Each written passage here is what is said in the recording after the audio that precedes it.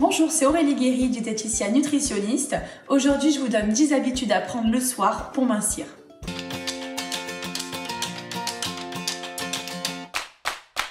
Alors déjà, il faut savoir que les apports caloriques du dîner doivent représenter environ 30% des apports énergétiques de la journée, alors que le déjeuner doit représenter 40%. Donc ce qui veut dire que le dîner doit être déjà moins riche en termes de calories que le déjeuner.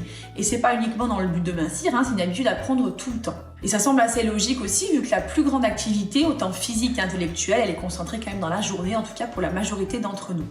Au dîner, alors on évite les graisses saturées et les graisses trans qui sont difficiles à digérer le soir, donc pas de viande rouge, de plats industriels ni d'aliments frits, ça vous empêchera d'avoir un bon sommeil, bien dormir étant quand même indispensable pour une bonne perte de poids.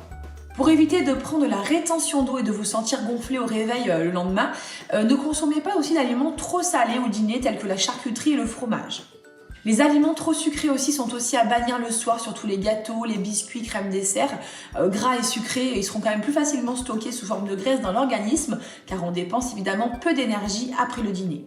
Faites tout de même un dîner complet pour ne pas avoir de fringales nocturnes, un dîner à index glycémique bas pour moins de stockage des graisses. Du coup, il vous faut des aliments riches en fibres et des produits complets.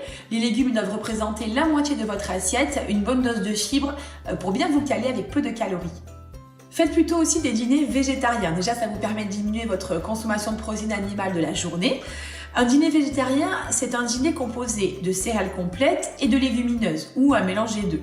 Ce sont des aliments qui sont riches en magnésium, c'est un élément qui équilibre le système nerveux, et riche aussi en bons glucides qui augmentent la production de sérotonine dans le cerveau. C'est une hormone qui facilite l'endormissement. Et on sait que bien dormir et se sentir apaisé est bénéfique en période de perte de poids. Important aussi, garder un rythme au quotidien et des repas à heure fixe. Manger tôt, c'est une bonne habitude à adopter pour garder la ligne. Notre métabolisme énergétique il est plus actif la journée et dîner tardivement, ça perturbe un peu notre horloge interne et donc notre métabolisme. Alors, pas de café ni de thé non plus. La caféine et la théine sont des excitants qui peuvent perturber le sommeil, donc prenez-en plutôt dans la journée et limitez leur consommation. On sait qu'un mauvais sommeil augmente la gréline, donc l'hormone de la faim.